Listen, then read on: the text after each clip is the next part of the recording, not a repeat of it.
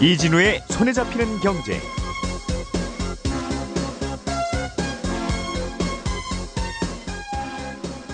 안녕하십니까, 이진우입니다. 금융소비자연맹이라는 곳에서 조사를 해봤는데 우리나라는 가구당 평균 12개의 보험을 가입하고 있다고 합니다. 평균이 12개라고 하니까 참 많죠. 그런데 이렇게 많이 보험에 가입하다 보니까 내가 어떤 보험에 가입을 하고 있는지를 잊어버리고 사는 경우가 많고, 그래서 보험금을 정작 받아야 할 때 못 받는 경우도 많습니다. 그리고 이미 내가 보험금을 받을 자격이 됐는데도 그 보험금 받으러 못 갔을 경우도 있고요. 그러니까 어떻게 해야 되느냐? 금융당국과 보험업계가 만든 통합 조회 시스템이 있습니다. 내 보험 찾아줌이라는 사이트인데요. 여기에 접속하면 내가 어떤 보험에 가입을 했는지, 그리고 지금 내가 이 보험료 잘 내고 있는지, 아니면 납입이 중단된 상태인지, 아니면 이미 만기가 됐는지, 과거에 해약을 했었는지 다 기록이 남아 있습니다.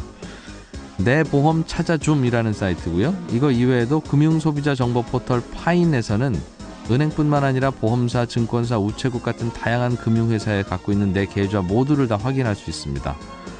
또 예탁결제원이라는 곳의 홈페이지에 들어가면 주식 찾기라는 메뉴가 있는데요. 거기에는 무상증자, 배당, 우리사주, 상속 등으로 내가 받아야 되는데 혹시 어떤 이유로 못 받고 있는 주식이 들어있습니다. 시간 나실 때 한 번씩 쭉 들어가셔서 조회를 해보시면 도움이 많이 되실 것 같습니다.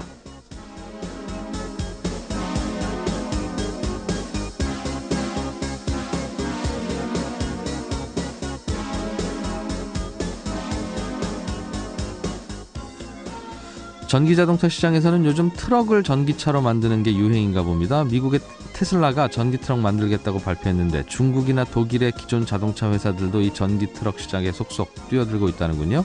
오늘 트렌드 리포트 시간에는 전기트럭 시장에 대해서 알아보겠습니다. 안전적인 투자 상품으로 꼽히는 상장지수펀드 ETF에 대해서 물론 장이 많이 움직이면 꼭 안정적이진 않습니다만 오늘은 ETF에 대해서 자세하게 알아보겠습니다. 그동안 저희가 잠시 쉬었던 주말의 인기 코너 손에 잡히는 퀴즈 다시 준비했습니다. 자, 2월 10일 손에 잡히는 경제. 광고 잠깐 들으시고 바로 시작하겠습니다.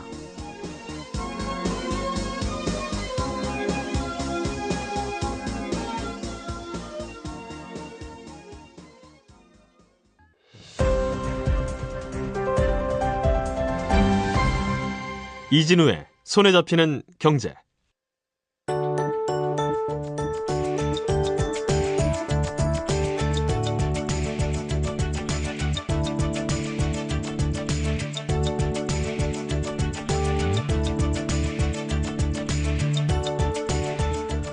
네, 해외에서 이슈가 되고 있는 비즈니스 뉴스들 중에서 우리에게 또 도움이 되거나 참고될 만한 것들 살펴보는 비즈니스 트렌드 시간입니다. 트렌드 리포터. 오늘은 문스타트업 연구소를 운영하고 계시는 코링텍의 문영진 대표와 함께합니다. 어서 오십시오. 네, 안녕하세요. 이 지지난주인가요? 와서 전해주신 내용 중에 테슬라가 전기 트럭, 전기로 움직이는 큰 트럭. 네. 이거 이제 내놓겠다고 전해주셨는데 며칠 후에 정말 그게 큰 이슈가 돼서 네. 이게 기름으로 가는 것보다 돈이 덜 들어요? 즉 연료비가 결국은 연료비가 트럭이나 덜 듭니다. 전기로 하는 게. 네. 그걸 이제 계산을 해봤는데 최소한 한 20% 30%는 덜 든다. 디젤로 가는 트럭에 비해서 얘기를 합니다. 그러면 배터리 차지하는 공간도 뭐 트럭이나 버스에는 늘 있고, 네. 연료비도 덜 들고. 네. 왜 진작 안 했을까요? 이게 최근에 시간이 가면서 그 파워당 전기가 나오는 것당 모터가 내는 출력이라든지 네. 또 전기를 보관할 수 있는 양이라든지 이런 것들이 늘어나고 있고 개선이 되기 때문에 먼 거리를 갈 수 있는 전기 트럭, 큰 힘을 내면서 먼 거리를 갈 수 있는 트럭을 힘내는 것도 쉽지 않았을 수 있겠군요. 그렇죠. 그래서 테슬라에서 홍보를 할 때 디젤 트럭이 이런 속도로 가고 있으면 전기 트럭은 이렇게 갑니다. 굉장히 2배, 3배 빠르게 갑니다라는 동영상을 보여주기도 합니다. 방금 표현하셨던 요렇게라는 게 우리 저희 디젤 귀로는 안 트럭이. 들리니까 더 빨리 간다고요? 네, 디젤 트럭이 예를 들어 50km로 간다면 전기 트럭은 80km로 확 간다는 동영상을 보여줍니다. 힘 좋다 이거네요. 네, 힘 좋고 빨리 간다고. 그렇군요. 이거 그럼 전기 트럭도 꼭 테슬라만 만들지 않고 이제는 여러 업체들이 또 달려들겠습니다. 지금 전기 자동차도 테슬라야 뭐 이런저런 예쁜 모델 내놓고 네. 뉴스는 많은데 네. 실제로 전기차 만들어 파는 업체들은 또 따로 있다면서요. 이게 참 재밌는 겁니다. 사실은 비슷하거나 경쟁력 있는 다른 방면으로 경쟁력 있는 업체들이 많이 출연을 하고 있습니다. 전기 버스도 나왔어요, 그럼? 그렇습니다. 그게 재밌는 것 중에 하나인데요. 테슬라에서 일하던 엔지니어들 몇 명이 나와가지고 전기 버스를 만드는 스타트업 회사를 미국에서 차렸어요. 예. 그리고 그래서 참 관리 안 되네요. 그리고 LA 직원들이 교통국에다가 자꾸 그렇게 나가면 어떡해요. 네. LA 교통국에다가 전기 버스를 대당 70만 불, 7억 원에다가 359대 계약을 했습니다. 아예 LAC에다가. 네. 이거 진짜 그러면 기존 버스보다 훨씬 좋다는 거네요. 그렇죠. 비용이 훨씬 덜 들고 오염도 덜 된다는 거죠. 비용도 비용이지만 우리 특히 서울은 네. 겨울에 지금 그래서 홀짝수 운행 하느냐 마느냐 이거 가지고 얼마나 논란입니까? 네. 미세먼지 때문에. 그렇죠. 전기차로 바꾸고 나면 그 고민은 안 하겠네요. 해결이 되죠.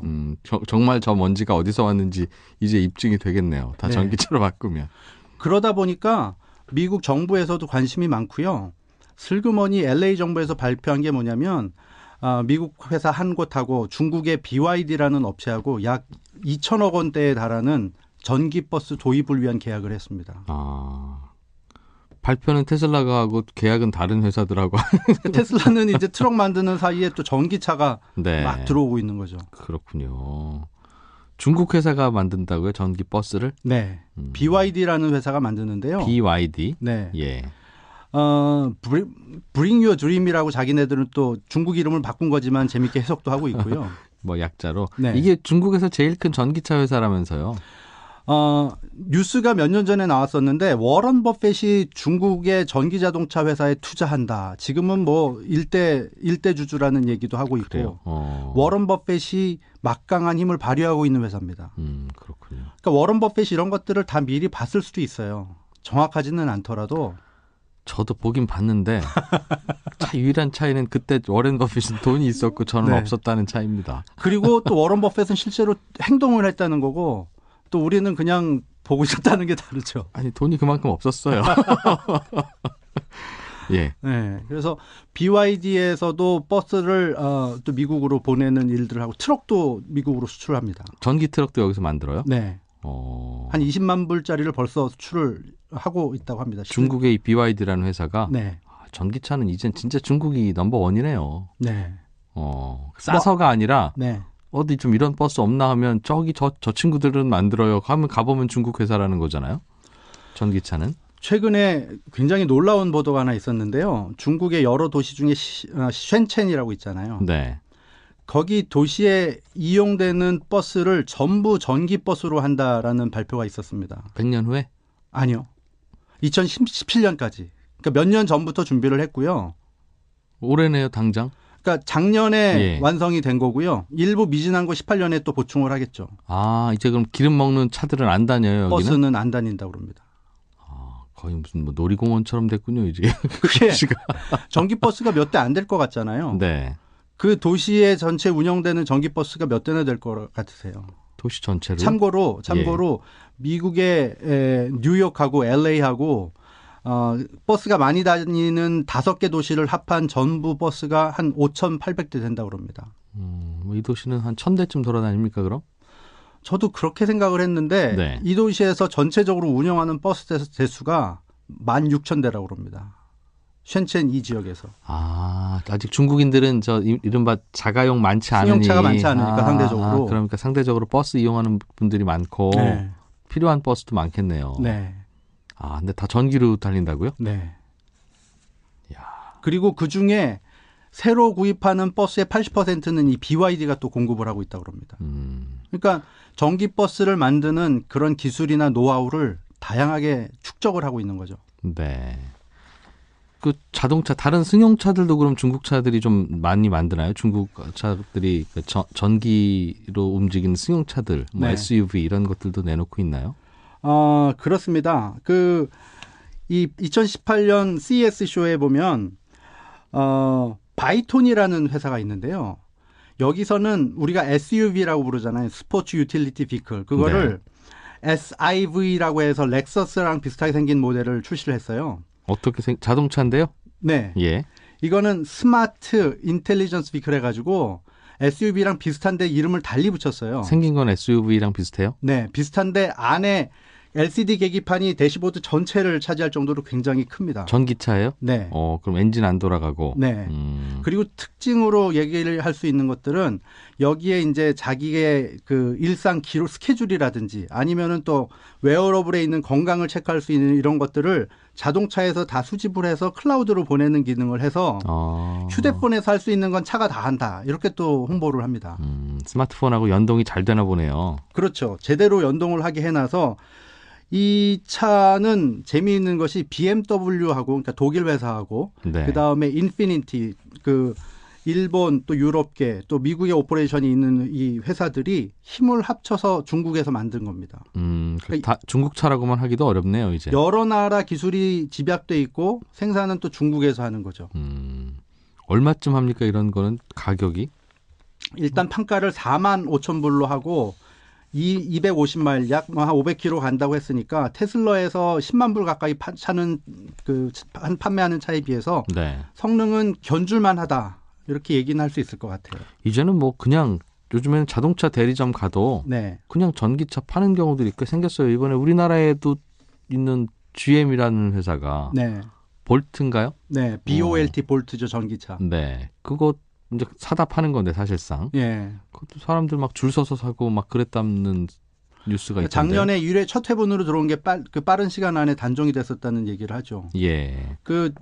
블로그에 인터넷에 올라와 있는 걸 보니까 기름을 쓰는 거에 비해서 훨씬 저렴하게 효과적으로 차를 탈 수 있어서 좋다라는 얘기를 해놨더라고요. 그러니까 GM 같은 회사도 결국은 전기차 만들어다 파는 거고요. 네. 그러니까 우리가 가만히 보면 이 전기차라고 하는 전기 승용차 컨셉을 테슬라라는 회사가 먼저 만들고 발표는 하고 뭐 예약 네. 판매도 하고 뉴스는 다 여기서 나오는데 네. 실제로 보면 만들어 파는 회사들은 중국 닛산의 회사들이든가 아니면 예. 기존 자동차 메이커들이네요. 그렇죠. 닛산의 리프라는 차도 만든 지 오래됐고 최초의 전기차라는 얘기를 하는데요. 네. 그리고 토요타에도 하이브리드를 먼저 상용화시킨 다음에 토요타도 향후 5년 안에 약 20종의 전기차를 내놓겠다라고 얘기는 하고 있습니다. 5년에 20종이니까 그냥 지금 한 내년부터 막 쏟아진다는 뜻이에요, 전기차가. 그렇죠.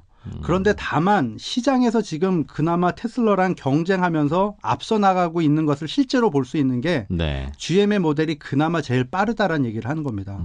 그리고 닛산에서도 리프라는 모델을 개량해서 테슬라의 신모델과 견줄 수 있는 성능을 갖춘 모델을 내놓고는 있습니다. 네. 정작 테슬라는데 왜 이렇게 못 만듭니까? 아니 걱정돼서 그래요. 비난하는 게 아니라 네. 뭐가 걱정이에요, 이 친구들은?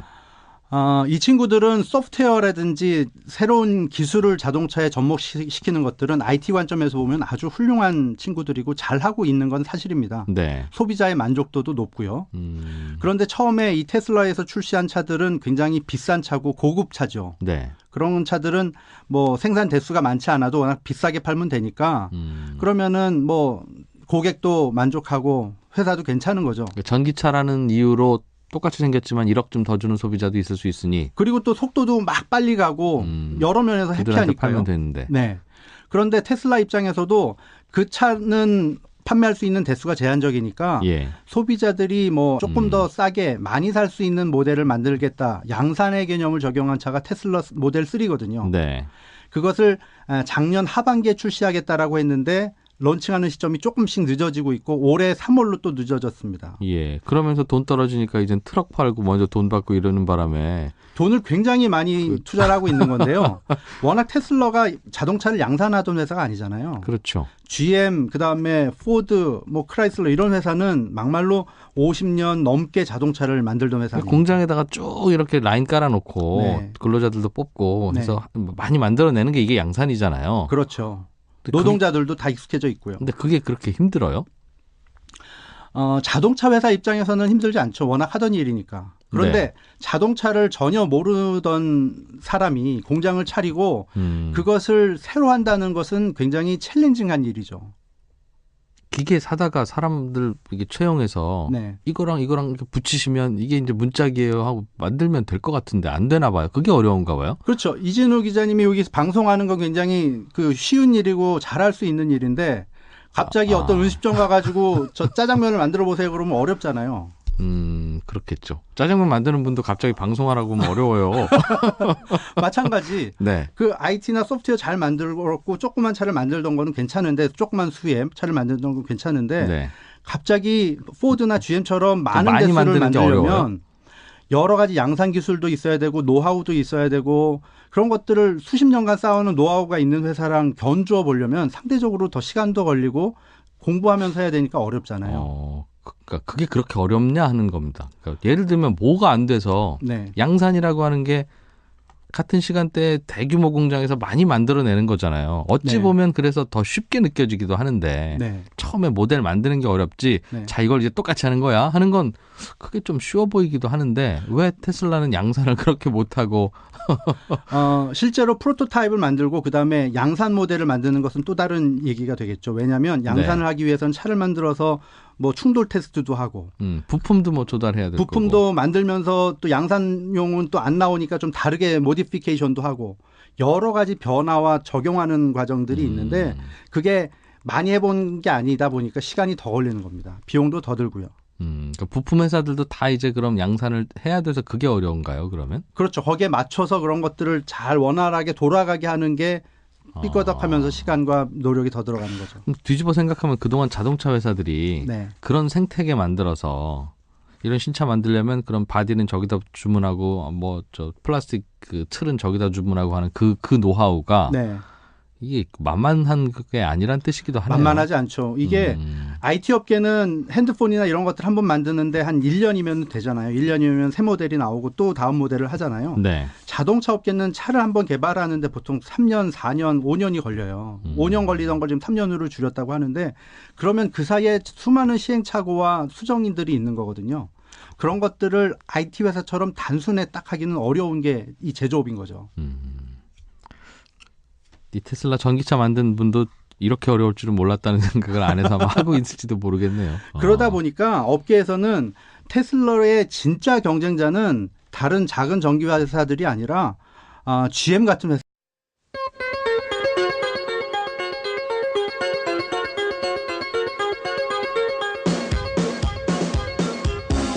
이진우의 손에 잡히는 경제.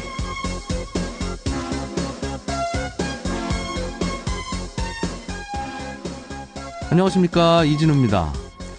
금융소비자연맹이라는 곳에서 조사를 해봤는데 우리나라는 가구당 평균 12개의 보험을 가입하고 있다고 합니다. 평균이 12개라고 하니까 참 많죠. 그런데 이렇게 많이 보험에 가입하다 보니까 내가 어떤 보험에 가입을 하고 있는지를 잊어버리고 사는 경우가 많고 그래서 보험금을 정작 받아야 할 때 못 받는 경우도 많습니다. 그리고 이미 내가 보험금을 받을 자격이 됐는데도 그 보험금 받으러 못 갔을 경우도 있고요. 그러니까 어떻게 해야 되느냐? 금융당국과 보험업계가 만든 통합조회 시스템이 있습니다. 내 보험 찾아줌이라는 사이트인데요. 여기에 접속하면 내가 어떤 보험에 가입을 했는지 그리고 지금 내가 이 보험료 잘 내고 있는지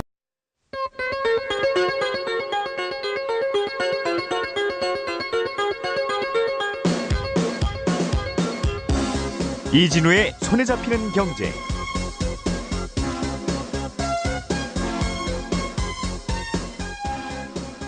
안녕하십니까, 이진우입니다. 금융소비자연맹이라는 곳에서 조사를 해봤는데 우리나라는 가구당 평균 12개의 보험을 가입하고 있다고 합니다. 평균이 12개라고 하니까 참 많죠.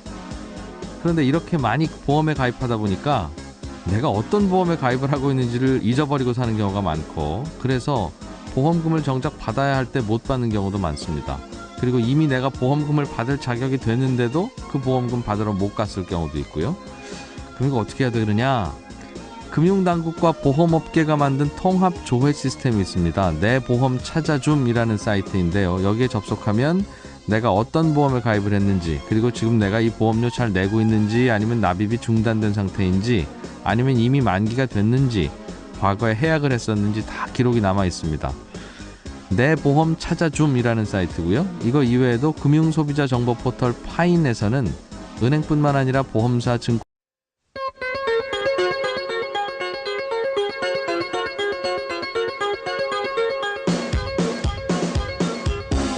이진우의 손에 잡히는 경제.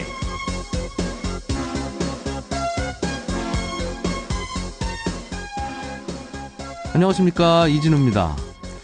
금융소비자연맹이라는 곳에서 조사를 해봤는데 우리나라는 가구당 평균 12개의 보험을 가입하고 있다고 합니다. 평균이 12개라고 하니까 참 많죠.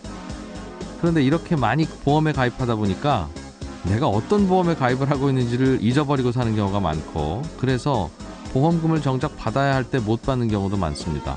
그리고 이미 내가 보험금을 받을 자격이 됐는데도 그 보험금 받으러 못 갔을 경우도 있고요. 그러니까 어떻게 해야 되느냐? 금융당국과 보험업계가 만든 통합조회 시스템이 있습니다. 내 보험 찾아줌이라는 사이트인데요. 여기에 접속하면 내가 어떤 보험에 가입을 했는지, 그리고 지금 내가 이 보험료 잘 내고 있는지, 아니면 납입이 중단된 상태인지, 아니면 이미 만기가 됐는지, 과거에 해약을 했었는지 다 기록이 남아 있습니다. 내 보험 찾아줌이라는 사이트고요. 이거 이외에도 금융소비자 정보 포털 파인에서는 은행뿐만 아니라 보험사, 증권사, 우체국 같은 다양한 금융회사에 갖고 있는 내 계좌 모두를 다 확인할 수 있습니다. 또 예탁결제원이라는 곳의 홈페이지에 들어가면 주식 찾기라는 메뉴가 있는데요. 거기에는 무상증자, 배당, 우리사주, 상속 등으로 내가 받아야 되는데 혹시 어떤 이유로 못 받고 있는 주식이 들어있습니다. 시간 나실 때 한 번씩 쭉 들어가셔서 조회를 해보시면 도움이 많이 되실 것 같습니다.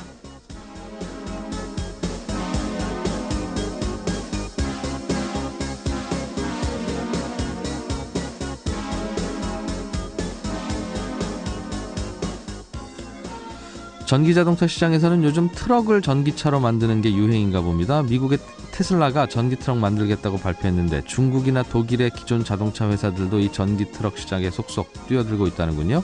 오늘 트렌드 리포트 시간에는 전기트럭 시장에 대해서 알아보겠습니다. 안전적인 투자 상품으로 꼽히는 상장지수펀드 ETF에 대해서 물론 장이 많이 움직이면 꼭 안정적이진 않습니다만 오늘은 ETF에 대해서 자세하게 알아보겠습니다. 그동안 저희가 잠시 쉬었던 주말의 인기 코너 손에 잡히는 퀴즈 다시 준비했습니다. 자, 2월 10일 손에 잡히는 경제. 광고 잠깐 들으시고 바로 시작하겠습니다.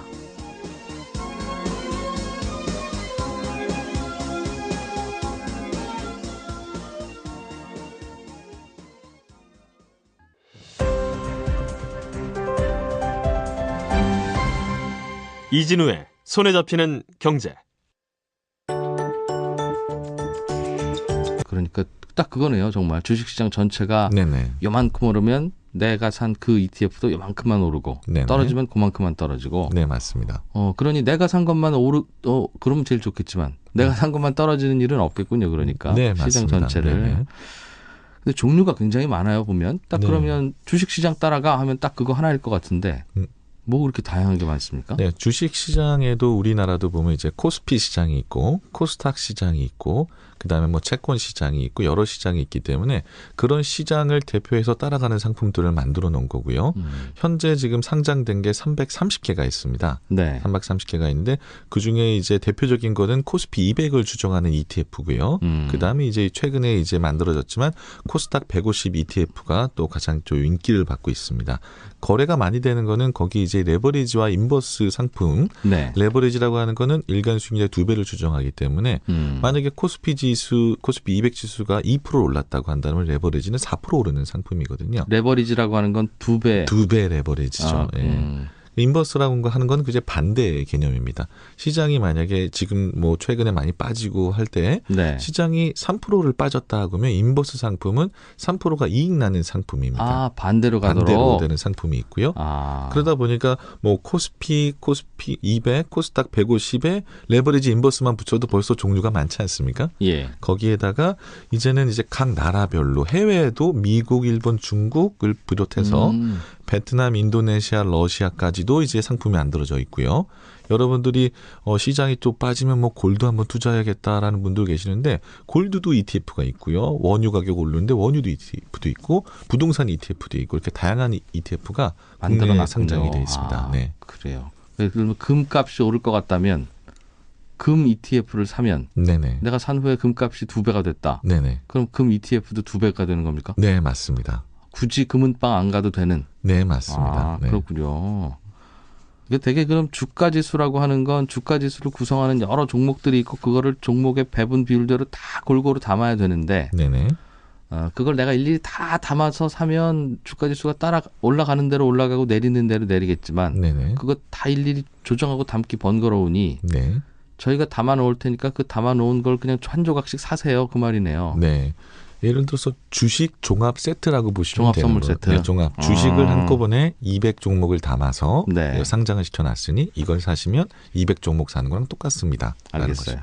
비슷한 게 인덱스 펀드라고 있었던 것 같은데 네네. 똑같은 개념이네요. 다만 시장에서 사고 팔 수 있다 매일매일. 네네. 그런 게 이제 좀 추가된 거죠. 인덱스 펀드는 말씀하신 것처럼 은행에서 가서 예. 나 증권사에 가서 가입하고 환매하는데 사실 뭐 오고 가는 게 사실 좀 귀찮긴 할 수도 있습니다. 근데 이제 ETF 같은 경우는 인터넷으로 주식처럼 사고 팔 수 있고 뭐 요즘에 핸드폰으로도 거래할 수 있지 않습니까? 네. 그렇게 매매할 수 있다는 게 커다란 장점이라고 볼 수 있을 것 같습니다.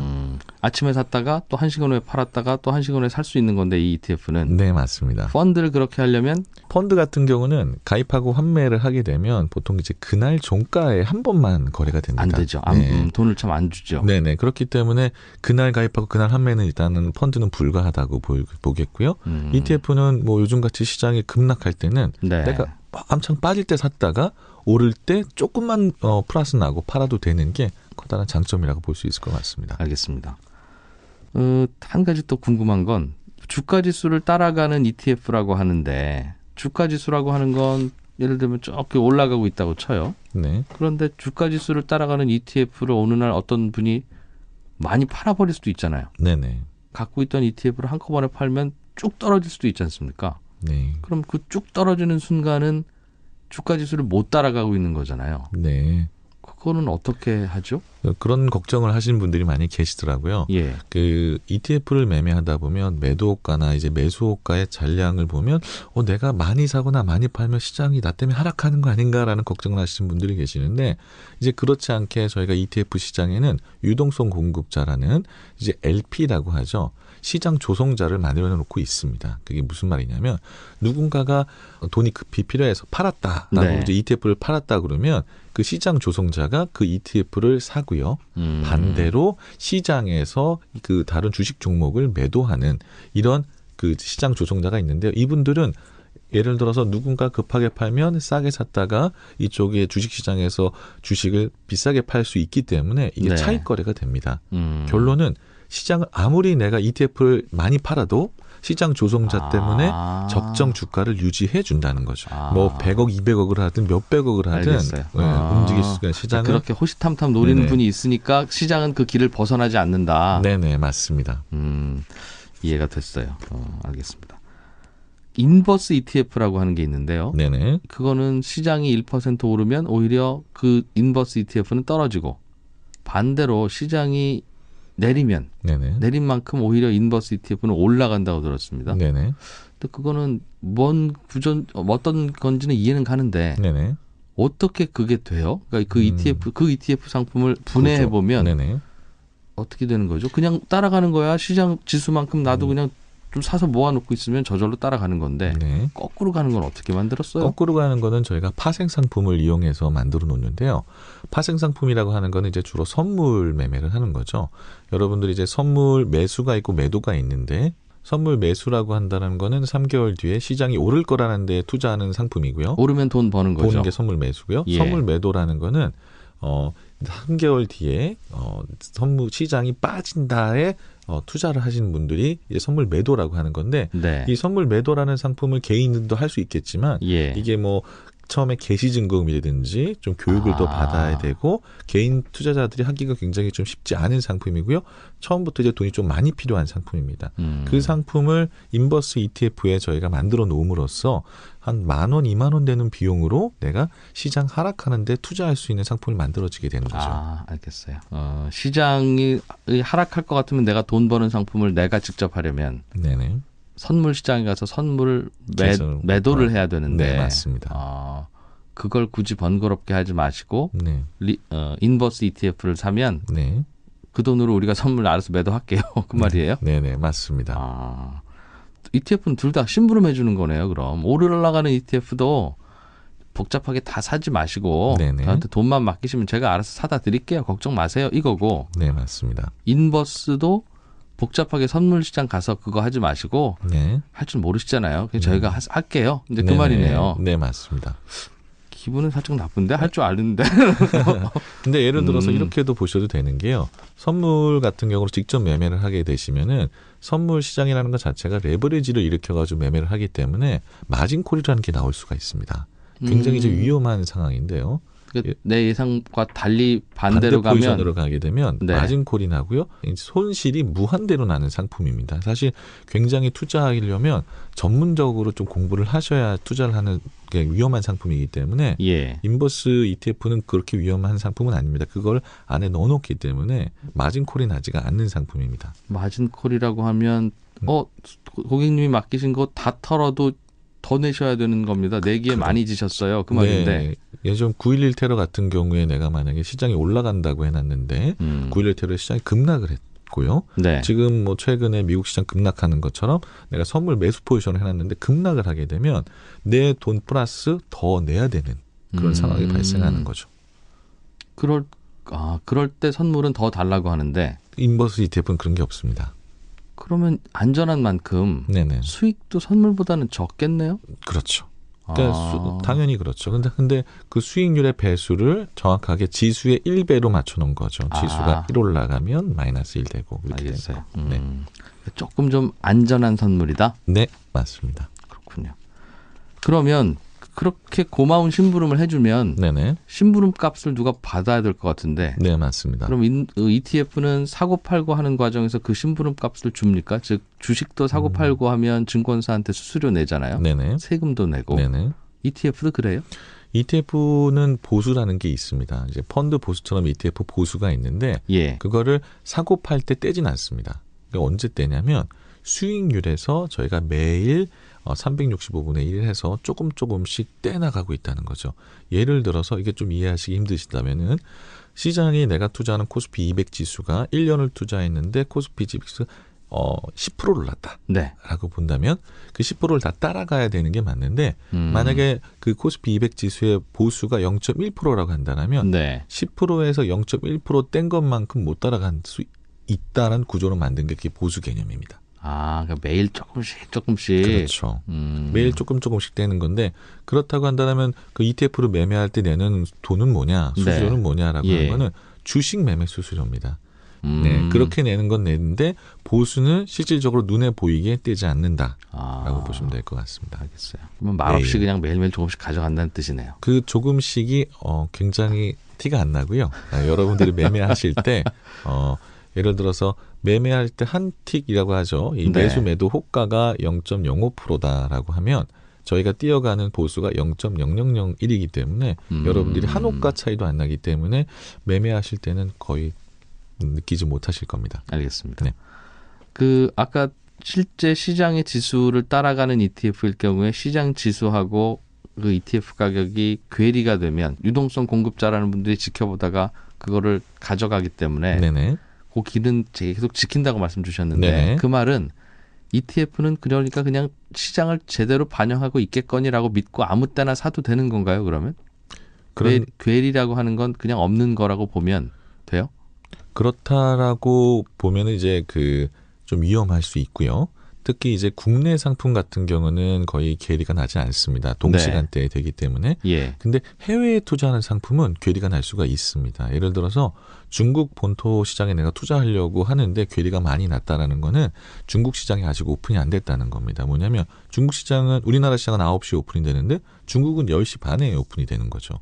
그럼 그동안에 매매를 하게 되면 그때는 유동성 공급자가 유동성을 공급하지 못합니다. 중국 시장이 안 열렸기 때문이죠. 실제로 얘가 그래서 많이 튀었는지 안 튀었는지를 알 수 없다는 거군요. 네, 맞습니다. 그러면 그렇다고 한다면 9시에서 10시 반까지는 괴리율이 많이 벌어질 수가 있다는 거죠. 그 시장은 안 열렸는데 우리 시장만 열릴 때는 네네. 유동성 공급자도 출근 안 한 거니까 그렇죠. 그때는 사고 팔고 하면서 막 오르고 떨어지고 그거는 고객님 알아서 하세요 이거군요. 그때는 좀 주의를 해야 된다는 의미에서 저희가 ETF 화면에 괴리율이라는 걸 공시해 놓습니다. 보여드리고 있거든요. 예. 그러니까 괴리율이 너무 많이 난다 그러면 이 시장이 오르지 않았나?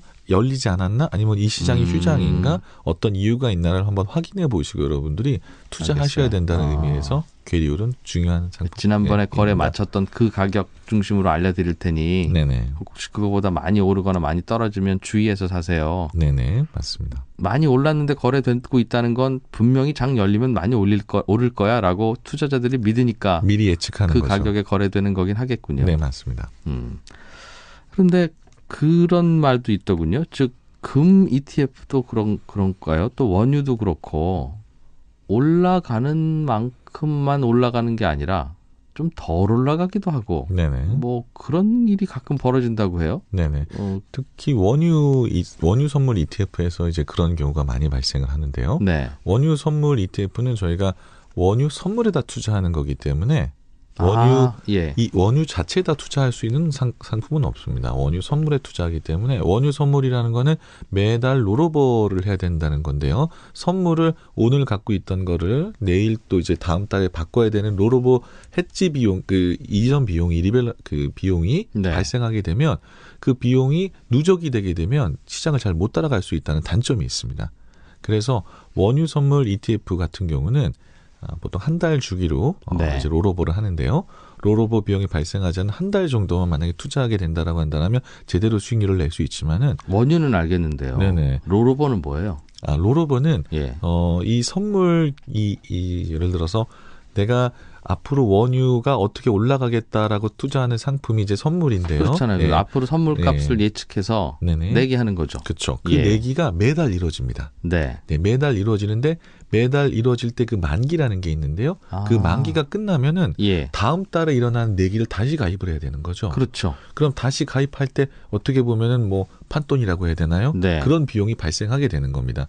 그러면 무슨 선물 ETF라고 써 있는 건 다 그런 구조이겠군요. 그런 구조인데 그 중에서도 롤오버 비용이 제일 많이 발생하는 게 원유 선물 ETF고요. 예. 금 선물 같은 경우는 롤오버 비용이 거의 발생하지가 않습니다. 그렇기 때문에 골드에 투자하시는 분들은 롤오버 해지 비용을 많이 신경 안 쓰셔도 되는 거고요. 네. 이제 원유 정도는 좀 조심하셔야 될 것 같습니다. 알겠습니다.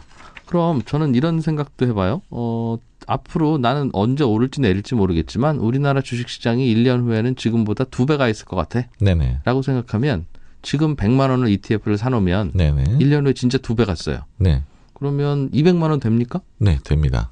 아, 그래요? 그럴 것 같으면 내가 레버리지 ETF를 할래. 네네. 그러면 1년 후에 우리나라 주식시장이 2배 갈 것 같아서 100만 원 넣어놓으면 2배 레버리지 ETF를 사놓으면 200만 원에 또 2배니까 400만 원 됩니까? 이론적으로는 이제 그렇게 돼야 된다고 생각하시는 분들이 많이 계시는데 네. 레버리지 ETF를 투자할 때 이제 그게 가장 조심하셔야 되는 건데 레버리지 ETF의 구조는요. 일간 수익률의 2배가 날 수 있게 네. 구조를 만들어놨기 때문에 누적적으로는 2배가 안 날 수도 있습니다. 그래서 항상 그 점을 조심하시면서 투자하셔야 되는데요. 장기적으로 내가 시장이 올라갈 것 같고 2배, 3배가 날 것 같다라는 그런 시장이 있다라고 하면 네. 레버리지 ETF에 투자하시면 위험합니다. 그냥 1배짜리 그대로 쫓아가는 상품에 투자해야 되는 거죠. 아, 그러니까 한 배인 거는 똑같이 그것만 네, 따라 따라가는데. 움직이는데 네. 레버리지는 2배 레버리지라도 장기적으로 보면 2배가 아닐 수도 있어요? 네네.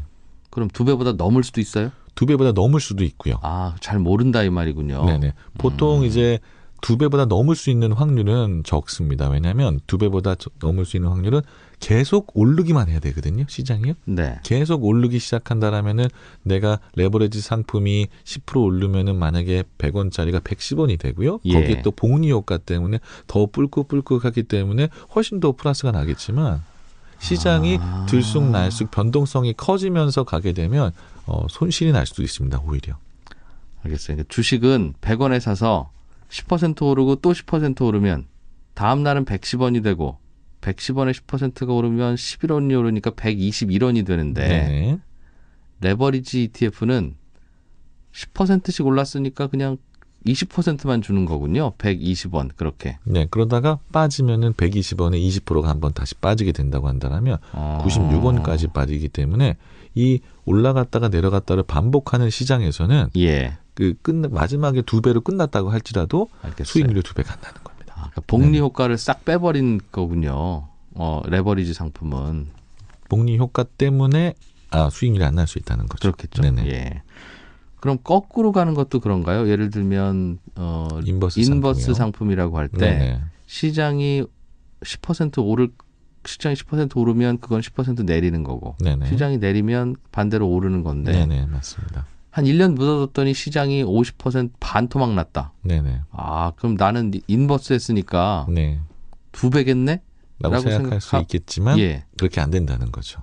그 똑같은 있습니다. 많이 연속으로 계속 빠지게 되면은 예. 뭐 추가적으로 많이 이익이 날 수 있겠지만 뭐 오르고 내리고 하다가 마지막에 그렇게 빠졌다라고 한다면 똑같이 복리 효과 때문에 정확하게 2배를 추정하지 않을 수 있습니다. 그 기간의 결과물을 나한테 주는 게 아니라 네네. 그냥 매일매일의 결과물을 다 그냥 나한테 그렇죠. 쌓아준 네, 거니까 맞습니다. 아, 그게 중간에 계산이 달라질 수 있다. 네네. 그러면 예를 들면 인버스를 샀다가 시장이 많이 올라가요. 그럼 난 손해보고 있는데 네네. 다시 내려오면 그 자리까지만 내려오면 내 것도 본전 되겠지라고 생각하면 안 되는 거네요. 네, 맞습니다.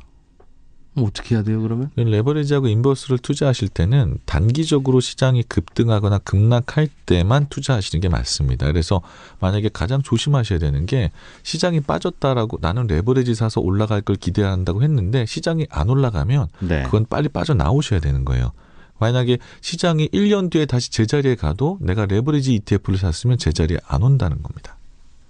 아, 그러니까 이건 레버리지나 인버스는 쉽게 얘기하면 하루짜리 내기 하세요라는 상품이네요. 네, 단기적으로 뭐 하락이 많아진다든지 상승의 급등이 여러 번 간다든지 이러면은 투자하셨다가 빨리 빠져나오시는 게 정답입니다. 알겠습니다. 뭐 개인적으로도 이런저런 ETF에 투자도 하시고 할 텐데 네네. 뭐 좋은 ETF는 이런 겁니다라든가 뭐 이런 건 조심하세요. 뭐 덧붙여 주실 게 있습니까? 네, 좋은 ETF라고 하는 거는 저희가 ETF를 어떤 인덱스를 추정한다라고 어떤 내가 예를 들어서 미국이라든지 일본이라든지 이런 걸 선택을 할 때 그걸 선택하고 그걸 잘 따라가는 상품이 이제 좋은 ETF인 거고요.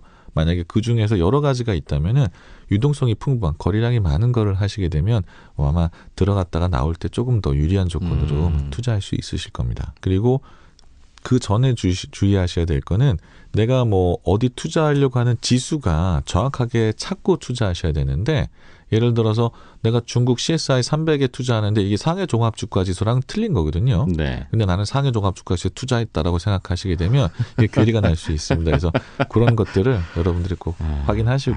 그 정도는 해요. 네. 삼성전자 주식 살 때 잘못하셔서 삼성전기 사시면 안 됩니다. 그 말인데 그거까지는 저희가 합니다. 네네.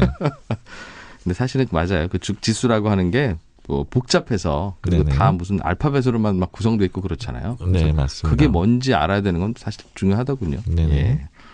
이제 ETF에 대해서 좀 새롭게 배우고 들어가 보자라고 하면 이제 요즘 시황을 판단을 해야 되는데 이거는 뭐 어찌 보면 주식시장 어떻게 보십니까? 이런 질문하고 같습니다만 그래도 오신 김에 여쭈려고요. 네네. 어떻게 보세요? 요즘 주가가 뭐 예측을 할 수 없습니다.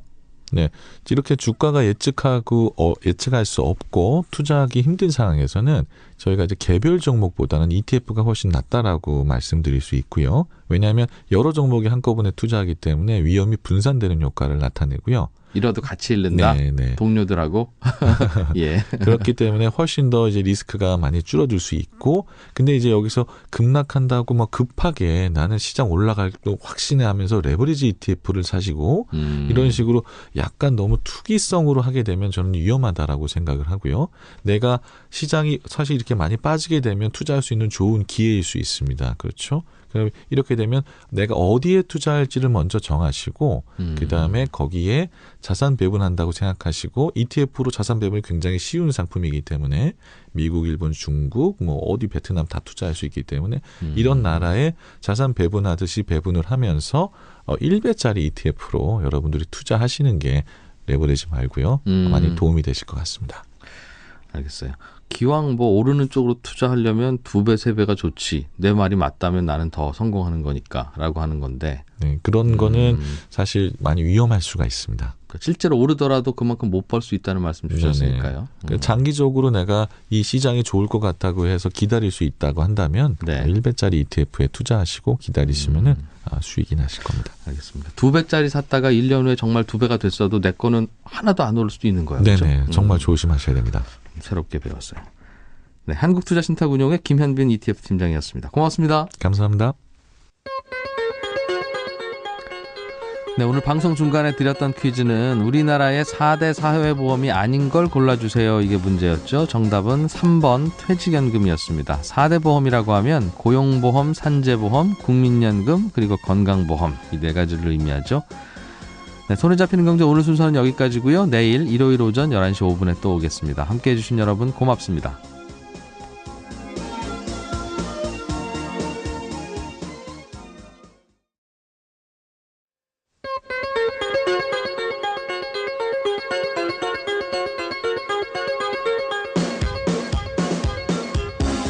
이진우의 손에 잡히는 경제.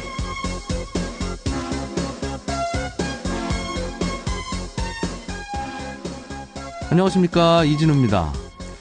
금융소비자연맹이라는 곳에서 조사를 해봤는데 우리나라는 가구당 평균 12개의 보험을 가입하고 있다고 합니다. 평균이 12개라고 하니까 참 많죠. 그런데 이렇게 많이 보험에 가입하다 보니까 내가 어떤 보험에 가입을 하고 있는지를 잊어버리고 사는 경우가 많고, 그래서 보험금을 정작 받아야 할 때 못 받는 경우도 많습니다.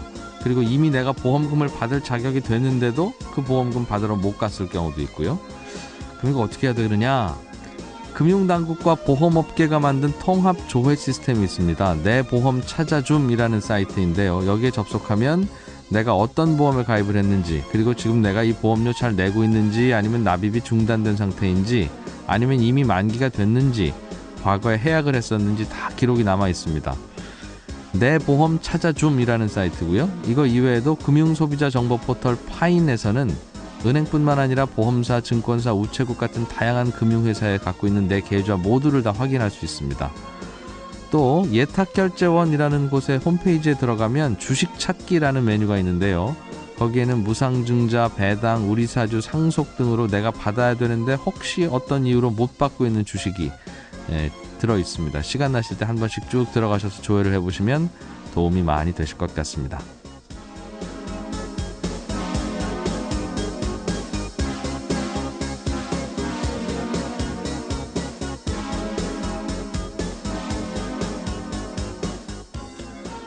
전기자동차 시장에서는 요즘 트럭을 전기차로 만드는 게 유행인가 봅니다. 미국의 테슬라가 전기트럭 만들겠다고 발표했는데 중국이나 독일의 기존 자동차 회사들도 이 전기트럭 시장에 속속 뛰어들고 있다는군요. 오늘 트렌드 리포트 시간에는 전기트럭 시장에 대해서 알아보겠습니다. 안전적인 투자 상품으로 꼽히는 상장지수펀드 ETF에 대해서 물론 장이 많이 움직이면 꼭 안정적이진 않습니다만 오늘은 ETF에 대해서 자세하게 알아보겠습니다. 그동안 저희가 잠시 쉬었던 주말의 인기 코너 손에 잡히는 퀴즈 다시 준비했습니다. 자, 2월 10일 손에 잡히는 경제. 광고 잠깐 들으시고 바로 시작하겠습니다.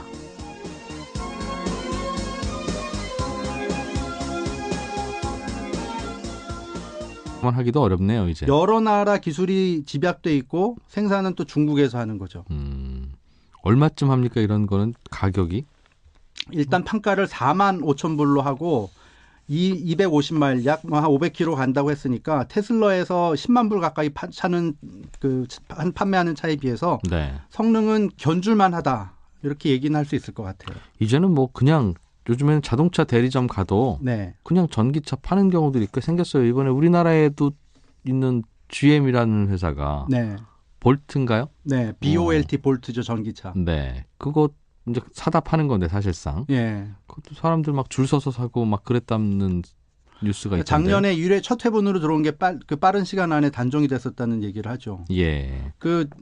블로그에 인터넷에 올라와 있는 걸 보니까 기름을 쓰는 거에 비해서 훨씬 저렴하게 효과적으로 차를 탈 수 있어서 좋다라는 얘기를 해놨더라고요. 그러니까 GM 같은 회사도 결국은 전기차 만들어다 파는 거고요. 네.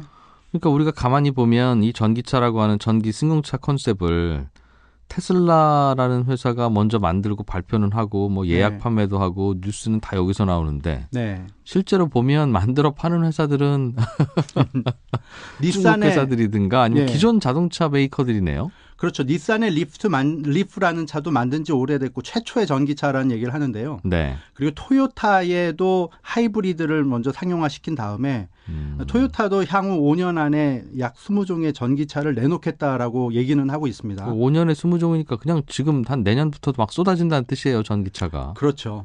그런데 다만 시장에서 지금 그나마 테슬라랑 경쟁하면서 앞서 나가고 있는 것을 실제로 볼 수 있는 게 네. GM의 모델이 그나마 제일 빠르다라는 얘기를 하는 겁니다.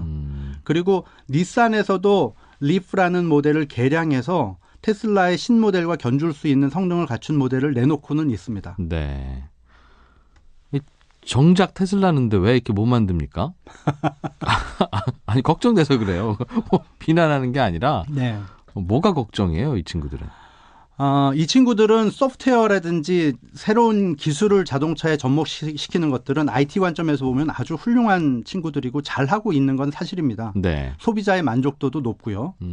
그런데 처음에 이 테슬라에서 출시한 차들은 굉장히 비싼 차고 고급 차죠. 네. 그런 차들은 뭐 생산 대수가 많지 않아도 워낙 비싸게 팔면 되니까 그러면은 뭐 고객도 만족하고 회사도 괜찮은 거죠. 전기차라는 이유로 똑같이 생겼지만 이렇게 차를 미국에서 차렸어요. 예. 그리고 그래서 참 관리 안 되네요. 그리고 LA 직원들이 교통국에다가 그렇게 나가면 어떡해요. 네, 네. LA 교통국에다가 전기 버스를 대당 70만 불, 7억 원에다가 359대 계약을 했습니다. 아예 LAC에다가 네. 이거 진짜 그러면 기존 버스보다 훨씬 좋다는 거네요. 그렇죠. 비용이 훨씬 덜 들고 오염도 덜 된다는 거죠. 비용도 비용이지만 우리 특히 서울은 네. 겨울에 지금 그래서 홀짝수 운행하느냐 마느냐 이거 가지고 얼마나 논란입니까? 네. 미세먼지 때문에. 그렇죠. 전기차로 바꾸고 나면 그 고민은 안 하겠네요. 해결이 되죠. 정말 저 먼지가 어디서 왔는지 이제 입증이 되겠네요. 다 네. 전기차로 바꾸면. 그러다 보니까 미국 정부에서도 관심이 많고요. 슬그머니 LA 정부에서 발표한 게 뭐냐면 미국 회사 한 곳하고 중국의 BYD라는 업체하고 약 2천억 원대에 달하는 전기버스 도입을 위한 계약을 했습니다. 발표는 테슬라가 하고 계약은 다른 회사들하고. 테슬라는 이제 트럭 만드는 사이에 또 전기차가 네. 막 들어오고 있는 거죠. 그렇군요. 중국 회사가 만든다고요? 전기버스를? 네. BYD라는 회사가 만드는데요. BYD? 네. 예. Bring Your Dream이라고 자기네들은 또 중국 이름을 바꾼 거지만 재밌게 해석도 하고 있고요. 뭐 약자로. 네. 이게 중국에서 제일 큰 전기차 회사라면서요. 뉴스가 몇 년 전에 나왔었는데 워런 버핏이 중국의 전기자동차 회사에 투자한다. 지금은 뭐 일대 주주라는 얘기도 하고 있고. 그래요. 워런 버핏이 막강한 힘을 발휘하고 있는 회사입니다. 그렇군요. 그러니까 워런 버핏이 이런 것들을 다 미리 봤을 수도 있어요. 정확하지는 않더라도. 저도 보긴 봤는데 유일한 차이는 그때 워렌 버핏은 돈이 있었고 저는 네. 없었다는 차이입니다. 그리고 또 워런 버핏은 실제로 행동을 했다는 거고 또 우리는 그냥 보고 있었다는 게 다르죠. 아니 돈이 그만큼 없었어요. 예. 네, 그래서 BYD에서도 버스를 또 미국으로 보내는 일들을 하고 트럭도 미국으로 수출합니다. 전기 트럭도 여기서 만들어요? 네. 한 20만 불짜리를 벌써 수출을 하고 있다고 합니다. 중국의 이 BYD라는 회사가 네. 전기차는 이젠 진짜 중국이 넘버원이네요. 네. 싸서가 아니라 네. 어디 좀 이런 버스 없나 하면 저기 저 친구들은 만들어요. 하면 가보면 중국 회사라는 거잖아요.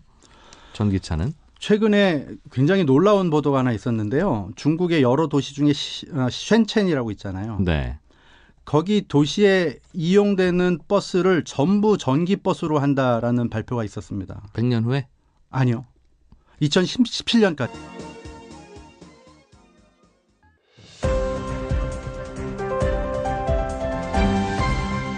이진우의 손에 잡히는 경제.